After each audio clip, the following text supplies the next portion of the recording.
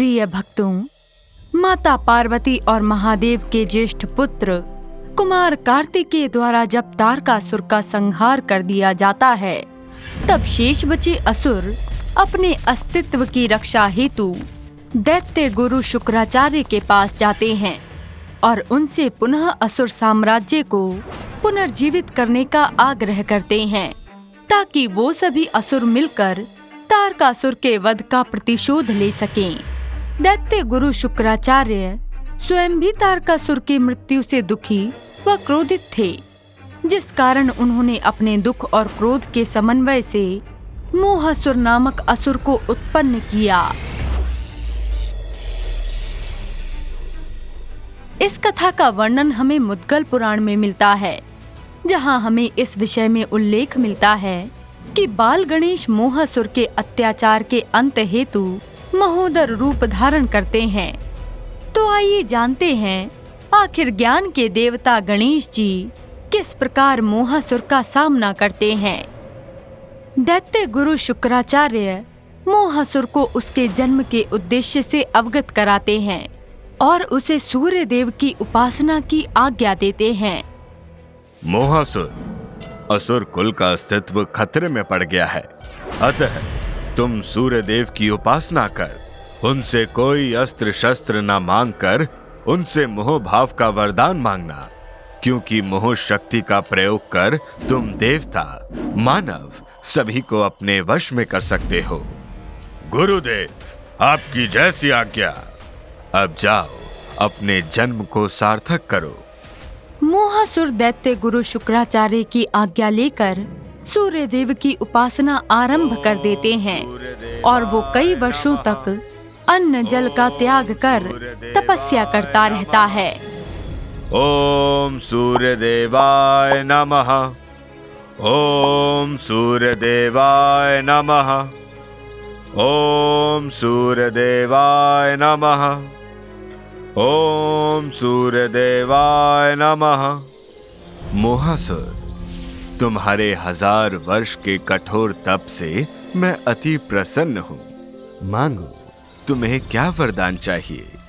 हे सूर्यदेव नारायण, मुझे ना तो किसी अस्त्र शस्त्र की अभिलाषा है और ना ही अमरता की। बस आप मुझे मोह भाव का वरदान दे, जिससे मैं समस्त सृष्टि में मोह भाव उत्पन्न कर सकूं। तथास्तु। मोहासुर को वरदान देने के बाद सूर्य देव वहां से अंतर्ध्यान होकर सूर्यलोक चले जाते हैं। सूर्य देव से मिले वरदान के तत्काल बाद मोहासुर दैत्य गुरु शुक्राचार्य के समक्ष उपस्थित होता है। गुरुदेव, आपकी आज्ञा अनुसार मैंने सूर्य देव से मोह भाव का वरदान प्राप्त कर लिया। अब मुझे आदेश दीजिए। मोहासुर, तुम अपनी शक्ति का प्रयोग ब्राह्मण, ऋषि मुनि और सामान्य मनुष्यों पर करो, जिससे वो सभी देवताओं की पूजा पाठ करना छोड़ दे। परिणाम स्वरूप देवता स्वतः ही कमजोर हो जाएंगे और जिसके उपरांत तुम देवताओं पर बड़ी ही सरलता से विजय प्राप्त कर लोगे। जैसी आज्ञा गुरुदेव।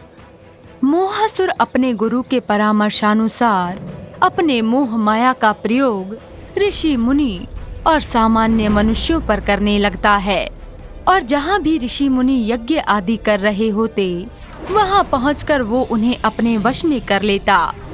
मूर्ख ब्राह्मणों, देवताओं को आहुति देना बंद करो, मेरी शरण में आ जाओ, मैं तुम्हें क्षमादान दे दूंगा। हे मूर्ख असुर, तू कौन होता है हमें हमारे आराध्य देव की आराधना से रोकने वाला? अभिमानी ब्राह्मण, तुम सभी मोहासुर की शक्तियों से परिचित नहीं हो।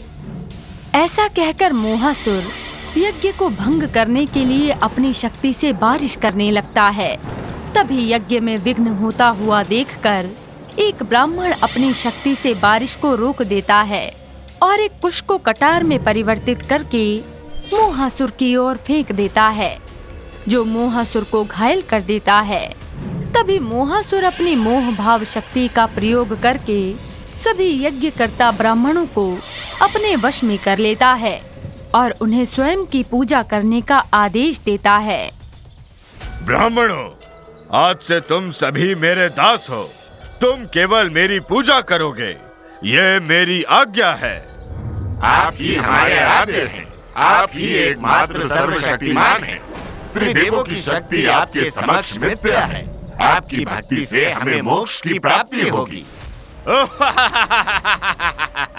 अति उत्तम। मैं ही सर्वशक्तिमान हूँ, इसलिए तुम सभी मेरे नाम की माला का जाप करो। जैसी आपकी आज्ञा प्रभु। इस प्रकार मोहासुर समस्त पृथ्वी पर अपना प्रभुत्व स्थापित कर लेता है, जिस कारण पृथ्वी पर धर्म और कर्म धीरे धीरे नष्ट होने लगते हैं।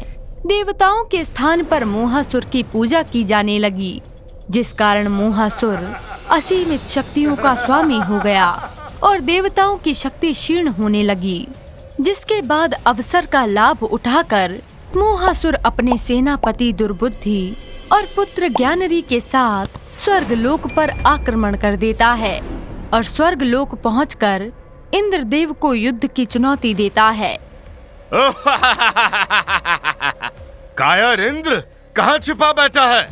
अगर तू अपने प्राणों की रक्षा करना चाहता है तो समस्त देवता के साथ मेरी शरण में आ जा। मोहासुर की ललकार सुनकर इंद्रदेव समस्त देवताओं के साथ युद्ध भूमि में उपस्थित हो जाते हैं और देखते हैं कि मोहासुर उन्हें युद्ध की चुनौती दे रहा है। ये देखकर इंद्रदेव क्रोधित होकर मोहासुर से कहते हैं, मोहासुर, तेरा इतना साहस, तू स्वर्गलोक तक आ गया। पर आज तेरा और तेरी इस ससुरी सेना का अंत हम देवताओं के हाथ होना निश्चित है। इंद्र, स्वर्गलोक पर विजय मेरा अंतिम लक्ष्य है, इसलिए व्यर्थ में समय नष्ट ना करो, युद्ध करो।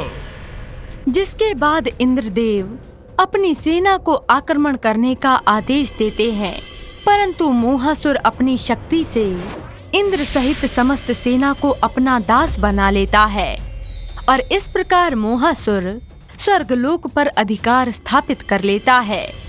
जिसके बाद दैत्य गुरु शुक्राचार्य ने मोहासुर को दैत्यराज घोषित कर दिया। मोहासुर ने अपने बल और वरदान के बल पर तीनों लोकों पर असुर साम्राज्य स्थापित कर लिया, जिस कारण समस्त देवी देवता और ऋषि मुनि सब मोहासुर के भय से छुप गए। धर्म, सत्कर्म, यज्ञ और तप आदि सब नष्ट हो गया। दुखी देवी देवता और ऋषि मुनि सब भगवान सूर्य के पास गए तथा इस भयानक विपत्ति से निकलने का उपाय पूछा। हे सूर्यदेव, आपके भक्त मोहासुर ने तीनों लोकों पर अपना अधिकार कर लिया है। परिणाम स्वरूप समस्त सृष्टि से धर्म कर्म सब नष्ट हो गया है।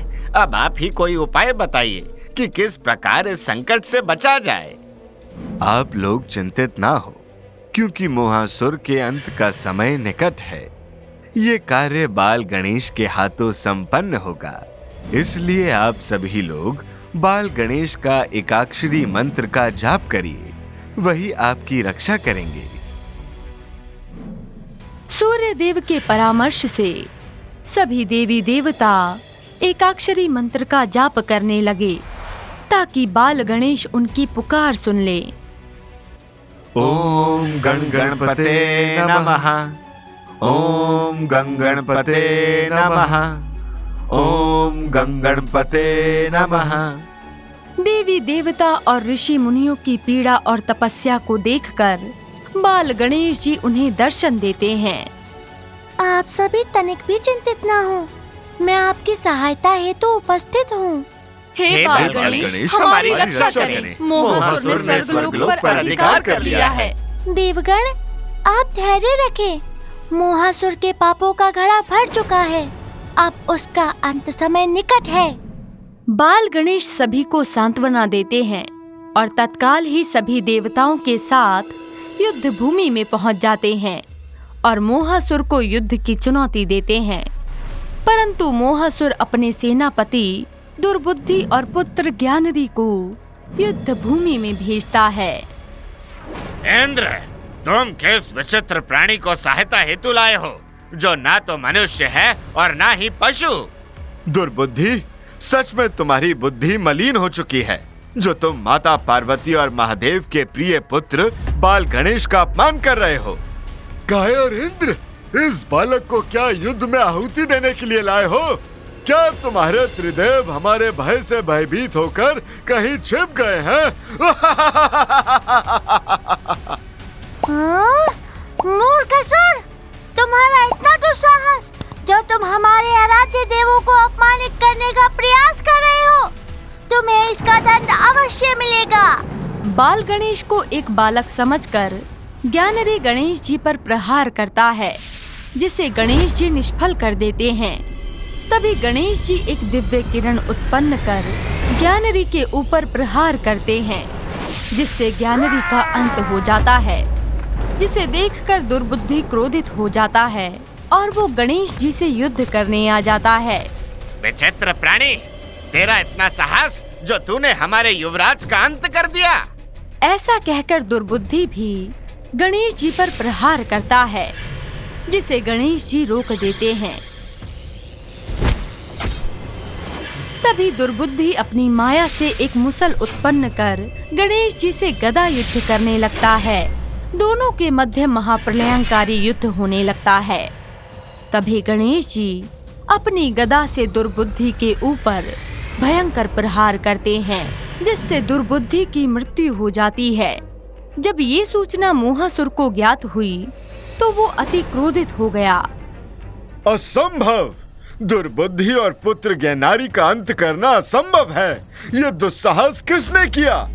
मोहासुर, सेनापति दुर्बुद्धि और युवराज ज्ञानरी का अंत स्वयं बाल गणेश के हाथों हुआ है। इसलिए आवेश को त्याग दो, क्योंकि इस सृष्टि में उनके तेज का कोई सामना नहीं कर सकता। उसी समय मोहासुर की सभा में नारद मुनि उपस्थित होते हैं। नारायण नारायण। मोहासुर, दैत्य गुरु शुक्राचार्य उचित कह रहे हैं, क्योंकि बाल गणेश के सम्मुख तुम्हारा मोह भाव का पाश सफल नहीं होगा। अगर तुम युद्ध भूमि में गए तो तुम्हारा अंत निश्चित है।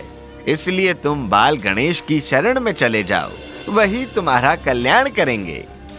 मोहासुर, देवर्षि नारद मुनि उचित परामर्श दे रहे हैं। अगर असुर कुल की रक्षा चाहते हो तो बाल गणेश की शरण में चले जाओ। नारद मुनि का परामर्श सुनकर मोहासुर का अहंकार नष्ट हो जाता है और वो नारद मुनि से कहता है, देवर्षि, बाल गणेश की शरण में जाने का मैं भी इच्छुक हूँ, परंतु मैं बाल गणेश के ऐसे दिव्य रूप के दर्शन करना चाहता हूँ जिसको देखने का सौभाग्य आज तक किसी को नहीं मिला हो। गणेश जी हमारे प्रथम देवता हैं। अगर तुम्हारी इच्छा सच्ची व प्रबल है तो तुम्हें अवश्य दर्शन देंगे। जिसके बाद वो बाल गणेश की शरण में चला जाता है। बाल गणेश जी मोहासुर की इच्छा का मान रखते हुए उसे महोदर रूप में दर्शन देते हैं। महोदर अर्थात जिसका उदर बड़ा हो, और वही विघ्नहर्ता गणेश जी हैं। प्रिय भक्तों, बाल गणेश मोहासुर को दिव्य दर्शन देकर उसे पाताल लोक भेज देते हैं और देवताओं को उन्हें उनका स्वर्ग लोक फिर से मिल जाता है। इस प्रकार तीनों लोकों में पुनः धर्म कर्म का पुनर्जागरण हो जाता है। तो प्रिय भक्तों, आपको हमारी आज की ये कथा कैसी लगी हमें कमेंट्स करके जरूर बताएं और आप हमारे चैनल महावॉरियर को जरूर सब्सक्राइब करें। साथ ही साथ आप कमेंट्स करके ये भी बताएं कि आप अगली कथा किस महावॉरियर की देखना चाहते हैं। तब तक के लिए जय श्री गणेश।